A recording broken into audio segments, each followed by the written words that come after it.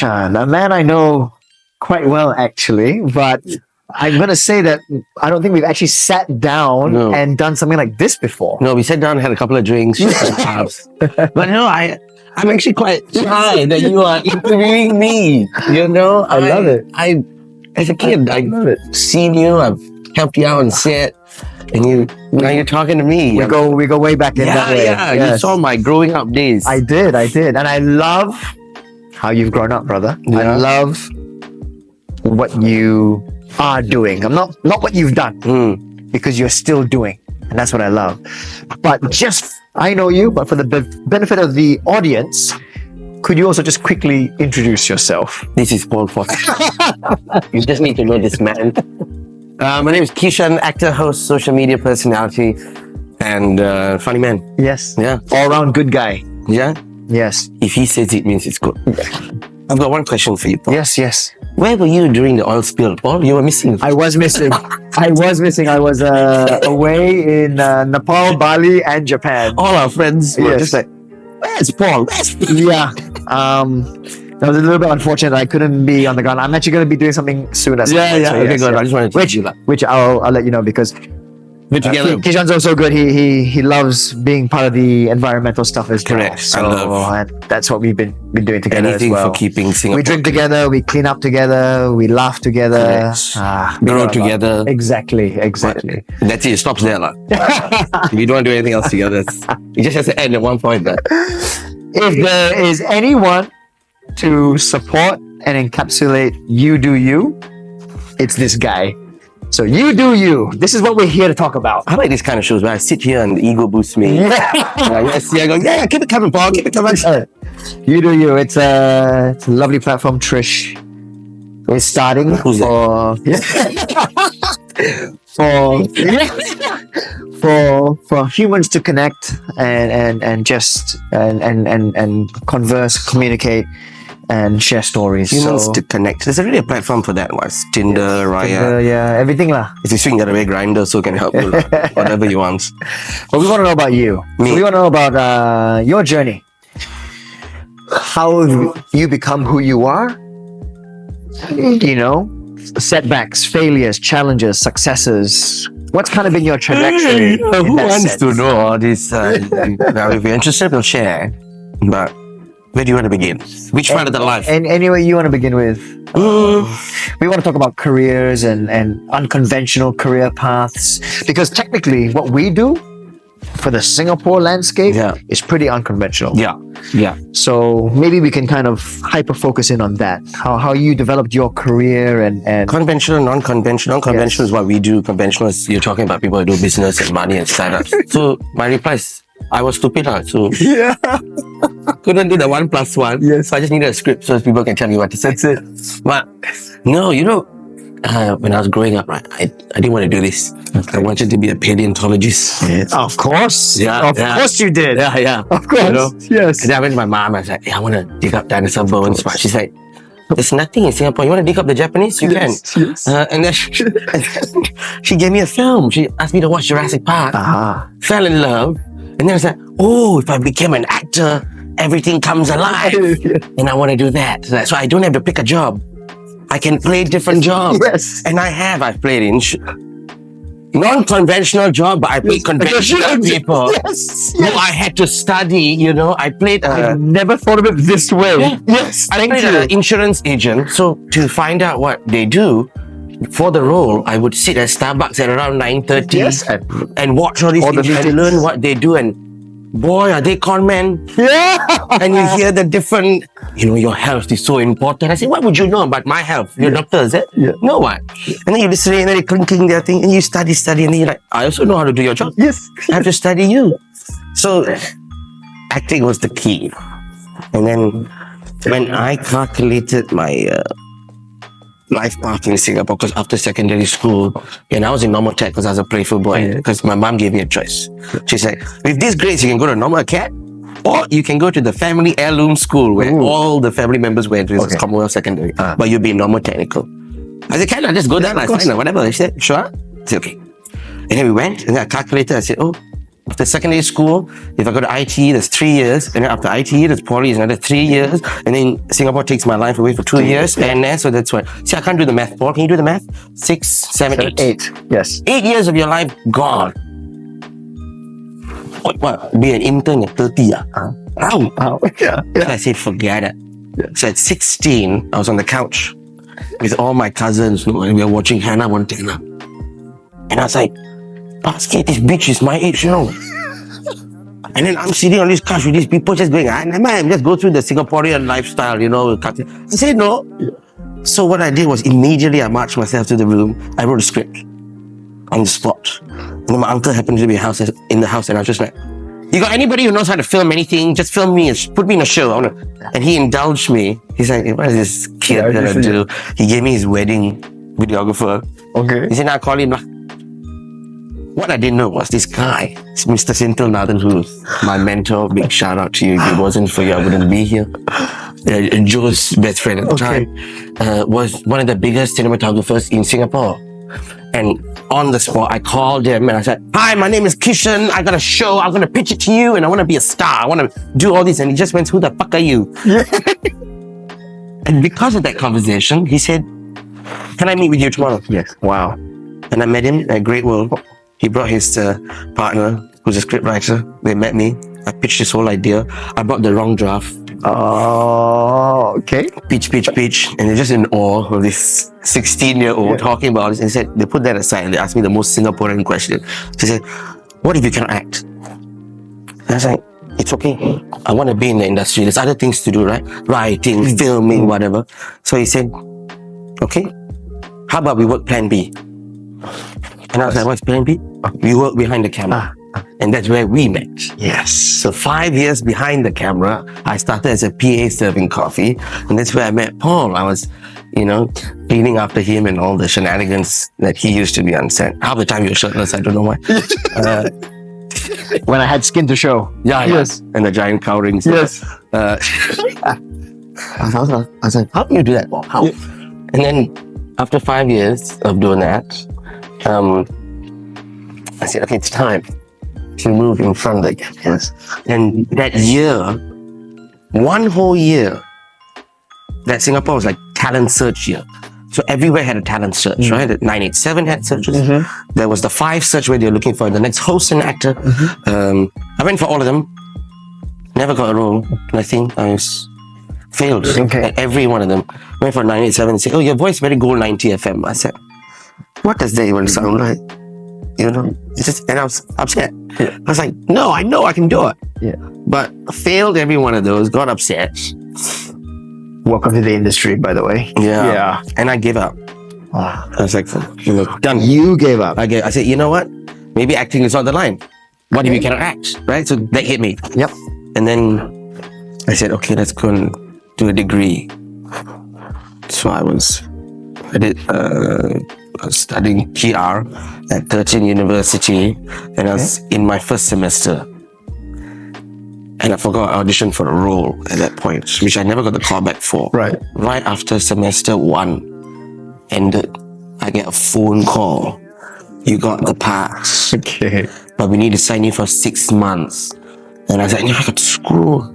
She's like, oh. I said, no. Hold on. Without telling anybody, I got up from class, went straight to the administration office. Thank you very much. Goodbye. Left. I'll be in for work next month. Went home. Mom, I got a job. Thank you. That's it. And then I've been acting ever since. I've been hosting ever since. I've been doing social media ever since. Yeah. Because of that one choice. I love it. To just quit and do it. Quitting, knowing when to quit, actually quitting, that's a hard thing to do. Yeah. But when you knew you had something, this opportunity, something that you've always wanted, you just take. You got to go for it. You don't look back. You just take. Because in our line of work, what's the cert going to do? Right? Maybe give you a fallback plan, maybe or whatever. But it's who you know, your connections, and at that very moment, if you get a job, you never know who's going to see you. Exactly. You do a job now, 5 years down the road, someone's going to remember you. That's how I would line of work. 100%. One job always, it leads leads to another or more Correct. or anything. Like the Henry Golding story, right? He was doing a documentary. Producer or whatever was on set. Now she became a bigger name in the industry. Remember him from 5 or 10 years ago? And they called him out for Crazy Rich. There. You see, you never know. So you just have to take and do whatever you want in this industry. If not, don't do it. But be a good person doing it. Yeah. I think that's also very important. And that one's not control. Yeah, that one, I know. That That's one's what I not mean. control. You never know Who is who and who, yes, I you agree. know in this industry. For ourselves at least. Yeah. I can vouch for it. I can vouch for at least me and you. Yeah. Okay. Can I say this on camera? He's one of the only ones, right? When I was a PA, was just so nice and generous and set and kind. And then when I got in the industry, there were other celebrities who I then became on their level. Didn't want to acknowledge me and speak to me. He's like, how is this intern on my level now? But he never wavered. You showed me kindness and love. Always. So I love you. I love you. Thank you so much. for Always, doing always. that, I have the supporting. utmost respect for you. I love what you do. You're very good at what you do. Oh. And I'm glad you picked up that call. Ah. You put that call down. Yeah. You went to the office and said, thank you, bye-bye. And you Yeah. picked up the phone again and said, I'll be there, because that is exactly who you are. What you do, the joy you bring to people with your talent is what is amazing. You resonate. I get it from my mom. Yeah. Oh, yes. Yes, ma'am. Mommy. Of course. Please say hi to your mom, by the way. Yeah. She Yes. sends her regards. Of I'm course. gonna meet pause that. Yeah. I love your mom. I love your mom. She loves you. Right? Yeah. She also likes white guys, just saying. Are you Australian by any chance? No, I'm not. Shit. I know. Never mind. Shit. Never mind. Yeah. I lived in Australia. I studied in Australia, so if that helps, we'll figure something out. Yeah, we'll figure something out. Yeah, you just gotta fight the crocodile Dundee looking guy she's going out with now. Sorry, mommy. Cheese. But yeah. I've done interviews where they ask me, Kishan, if you could go back in time and tell your younger self something. I was like, no need. That was my next question, Basket. Oh, sorry. Yeah. No need. No need. Okay. No need. You're doing good. Do what you need to do. I'll flip that slightly. Yeah. Not if you could go back in time, what would you ask yourself? With your whole journey of everything you've done and are going to continue to do, what would you tell someone else if they were at a crossroad and they were trying to figure out themselves in their lives? And, you know, what's the advice you would give to someone? Or perhaps they've done something and they failed and they're trying to figure out what to do next. What advice would you give? The thing about me is I never give advice. I share my story. I share my entire story. What I shared with you earlier, I'll share that story. Whatever you want to learn and pick up from there, you do it. Because in the end, you pick a choice and you live it. If you failed and you want to continue trying to do and succeed from that failure, do it. Live for that choice. Of course. If you don't want to do this, make that choice to live with it. In the end, you have to choose. Nobody's going to choose for you. 100%. So I don't share advice because I don't want, yeah, you told me to do that. What? Don't want. I don't want that. I'll share with you what I've gone through, and you pick up. This is why I like reading biographies. Because you're like, oh, she made that choice. Oh, what if she didn't do that choice? What if that happened?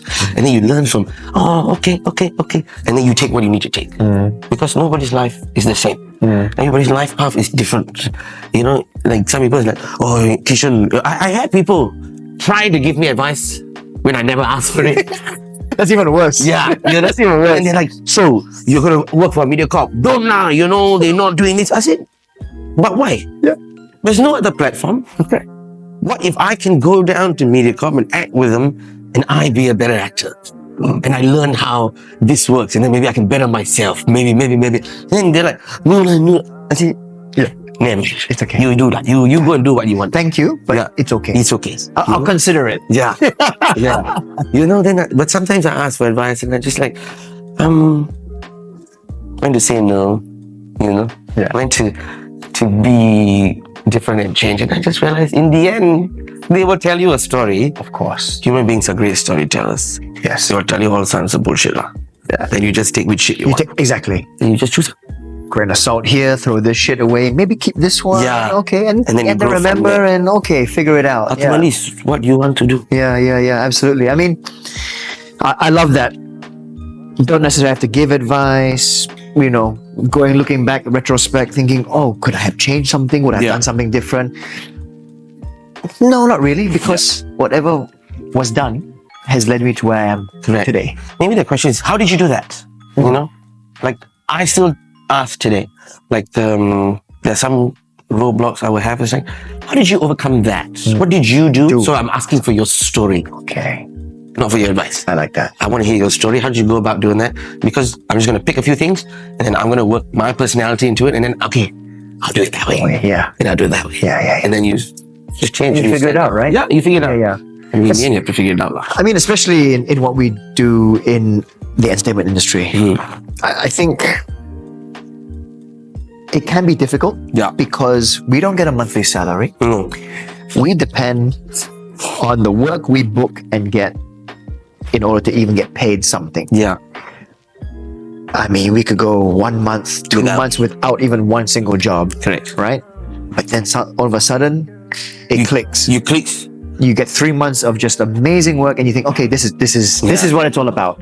Going out there, doing this one good job, and getting another job, and then this person seeing you doing this and going, hey, we want you to, because you did such a good job, we want you to Do the next do one. the next one. Yeah, and again, networking, like I said, knowing the right people, creating the relationships, Correct. networking, showing that you're a good person and Yeah. you're willing to work, and you're willing to work anything. Anything. Whatever job you need me to do, I'll do it. We'll do it.